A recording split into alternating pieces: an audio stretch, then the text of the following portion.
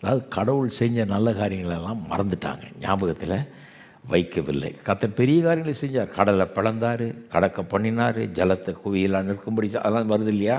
பிறகு இப்பேற்பட்ட அற்புதங்களை எல்லாம் மறந்தார்கள் அவர்கள். இதெல்லாம் அவர்களுடைய ஹெரிட்டேஜ். இது அவர்களுடைய முன்னோர்களுக்கு நடந்த பெரிய சம்பவம் பாருங்கள்.